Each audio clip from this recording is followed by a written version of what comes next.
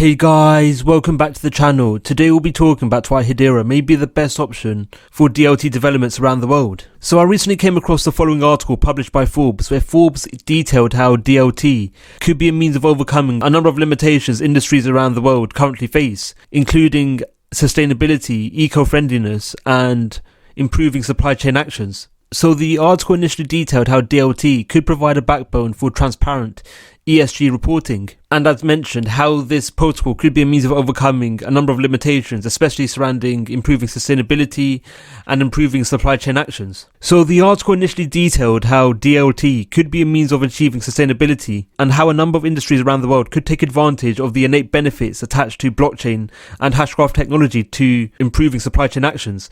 For example, the pharmaceutical industry could take advantage of DLT to keep track of drugs within the supply chain. The article then went into further detail in regards to how a number of industries and companies are actively using DLT into their frameworks, and how the usage of DLT could be a means of achieving and improving sustainability within these organizations. Where the article read, "Sustainability must be seamless. ServiceNow recently partnered with Hedera to help organizations easily adopt distributed ledger technology on the Now platform. This partnership provides a seamless connection between trusted workflows across organizations." So ServiceNow is a Hedera Governing Council member and is also one of the largest cloud platform providers in the world, where the organization provides support to 80% of the Fortune 500. So as mentioned by the Forbes article, ServiceNow actively uses Hedera for its Now platform offering, where Now platform is actively built on top of the Hedera network.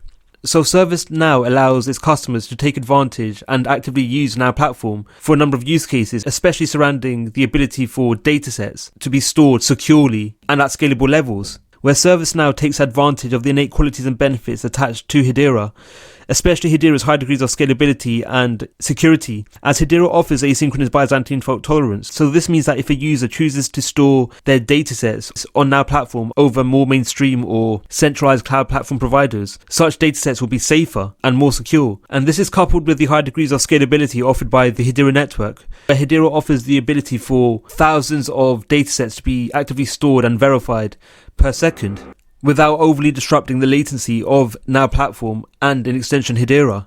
So these key benefits and attributes associated with Hedera will be beneficial for all Now platform users. So the Forbes article provided another example of an organization that is using Hedera and in extension DLT, where the organization noted how Suku is actively built on Hedera. So Suku is involved in supply chain actions and is involved in the verification of products within the supply chain in the physical world as well as the metaverse. So as mentioned by the Forbes article, Suku is involved in developments especially surrounding supply chain actions, where the organization is involved in providing information in regards to the authentication and ownership of a given good, be it a physical good or a digital good within the supply chain, where Suku takes advantage of the innate qualities and benefits attached to Hedera, be it Hedera's consensus service or tokenization service, where in cases surrounding the consensus service, due to Hedera's DLT nature, the network offers high degrees of immutability and high degrees of security, and this is all coupled with Hedera offering tokenization, where the Hedera tokenization service will see Suku being able to mint tokens to represent a given good, be it a physical good or a digital good within the supply chain, and this will lead to improvements in the ability for Suku to keep track of goods regardless of where they are in the supply chain. So Suku may have turned to Hedera over other DLTs in cases surrounding supply chain actions, namely due to the immutability and also due to the cost effectiveness surrounding the tokenization application associated with Hedera.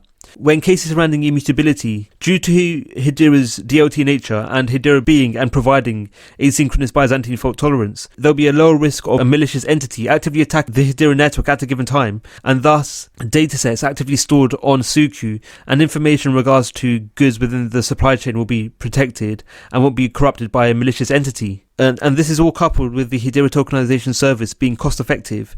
And this means that when Suku chooses to mint an NFT or a fungible token to represent a given good within the supply chain, such actions will be done so in a cost effective manner compared to other DLTs, where Hedera is one of few DLTs which offer flat and low fees in regard to the minting of a given token. So these key characteristics could lead to not only Suku continuing to use the Hedera network for supply chain actions, but also attracting other supply chain developers to base their platform actively on Hedera over other DLTs. So the main concept provided by the Forbes article was centered around sustainability and ESG compliance.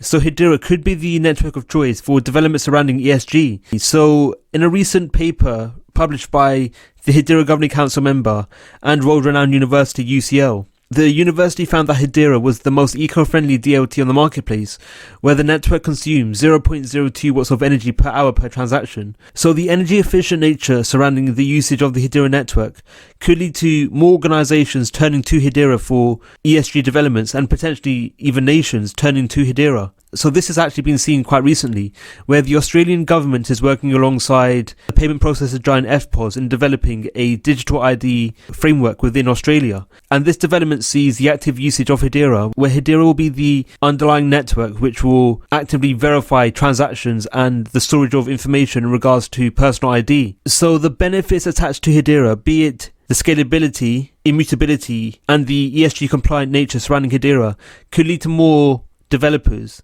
and even nations turning to Hedera in the near future. And as DLT looks to become more mainstream, the usage of Hedera will invariably increase over time. And this factor will be beneficial not only for the overall Hedera network, but potentially for HBAR token holders, as HBAR tokens will be required to actively validate such transactions, and as a result, this could lead to increases to the price of HBAR, especially over the long run. What are your thoughts on Hedera? Is Hedera the best option for ESG developments? Let us know your views in the comments below. Thank you for watching, Crypto Clan!